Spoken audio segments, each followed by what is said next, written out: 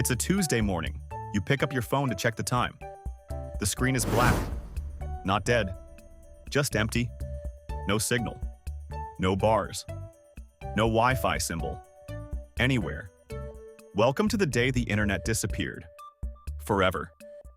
This isn't a virus. This isn't a hack. One single global event just erased the thing 30 years of human life quietly rebuilt itself around. And the first hour is going to feel like nothing at all. You'll assume it's your router. You'll restart it. Nothing. You'll check your phone's data. Nothing. You'll walk outside, and that's when you'll notice something strange. Every single person on the street is staring at their phone the exact same way you are. Confused, tapping, refreshing something that will never refresh again. Most people think social media would be the first thing they'd miss. It wouldn't. The real problem is much more boring and much more dangerous. Banks. Every modern transaction, your card, your salary, your mortgage payment, depends on servers constantly talking to other servers somewhere else in the world.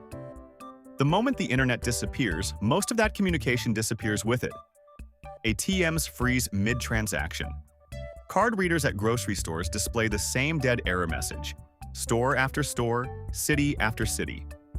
Within 6 hours, cash becomes the only currency that still works. And most people in most countries are carrying less than $40. But the real problem hasn't started yet. Hospitals. Modern healthcare doesn't run on filing cabinets anymore. Patient records, prescription histories, lab results, appointment systems, all connected, all dependent on networks that no longer exist. Doctors suddenly find themselves working in a system built around information they can no longer access. And mistakes become much easier to make. Air travel doesn't just slow down, it stops. Modern aviation relies on massive amounts of data moving constantly between airports, airlines, scheduling systems, maintenance systems, and logistics networks. Within a day, thousands of flights are grounded. Not because planes can't fly, because nobody can safely coordinate where they should go. And this is still only day one. By day 3, something stranger starts happening. Grocery stores. Most people assume food shortages happen because there's no food. But that's rarely the problem. The problem is distribution. Every day, millions of products move through supply chains coordinated by real-time internet data. What gets ordered? What gets delivered? What gets restocked? Where it goes? Who needs it? Remove that information and the system starts operating blind. Shelves don't get refilled because nobody knows what is actually needed or where. People panic buy the same things they always panic buy.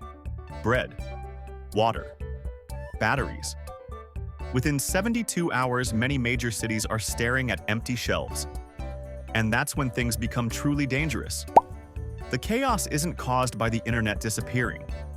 It's caused by everything that quietly depended on it. Power grids. Many electrical systems are constantly balancing supply and demand through networked monitoring systems. Every second, every minute, every day. Remove that coordination and some regions don't just lose convenience, they lose power entirely.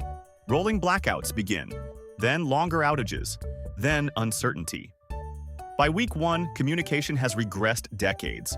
Some old landlines still function, but most homes don't even have one anymore. Something almost extinct starts happening. People walk to each other's houses, not to visit, not to socialize, just to make sure they're still okay. And then something unexpected happens. If you're watching this on a phone right now, imagine turning off your internet. No maps, no messages, no Google, no weather forecast, no banking, no answers. Now imagine it never comes back. For millions of people, that becomes reality. A father stands in a pharmacy trying to refill medication for his child. The pharmacist wants to help. The medicine is there, but the records are gone, the payment system is down. Nobody can verify anything. Not because people stopped caring, because the system stopped working. And that's a very different kind of crisis. Then, strangely, hope starts appearing in unexpected places. Local radio stations become priceless. The boring stations nobody listened to anymore suddenly become the most important voices in town. No internet required, just a transmitter, a microphone, and someone willing to talk. Within days, radio hosts become trusted sources of information. Not because they're experts, Because they're among the few people who can still reach thousands at once. By week 2, paper comes roaring back. Newspapers, printed bulletins, community notice boards, handwritten announcements taped to lampposts. Technology humanity replaced decades ago suddenly becomes essential again. And then something even more surprising happens. Libraries become crowded. Not because people want quiet places to read, because libraries still contain something incredibly valuable. Information. Physical information. Encyclopedias, maps, reference books. Knowledge that doesn't disappear when the power goes out. Here's the part that should genuinely unsettle you.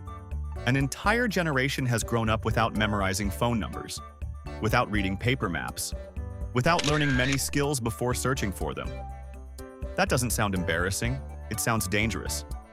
Fast. But buried inside this disaster is something humanity has proven many times before. People adapt. Within a month, society begins rebuilding. Not the old version, a new version. Slower, less efficient, but functional. Local businesses return to handwritten ledgers. Banks reopen with manual processing. Deliveries resume through simplified systems. Life becomes frustrating, then normal.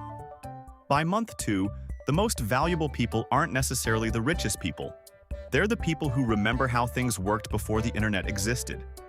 The mechanic who can diagnose a car without plugging in a computer. The accountant who can still balance books by hand. The farmer who knows how to operate without digital tools. The grandparent who remembers what communities looked like before everyone carried a screen. And that leads to the real question hiding underneath this entire thought experiment. We didn't build the internet as a convenience. We built civilization on top of it.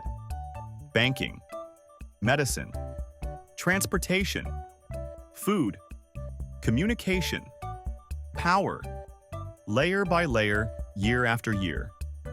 And most of us never noticed it happening. The internet disappearing wouldn't just take away your apps.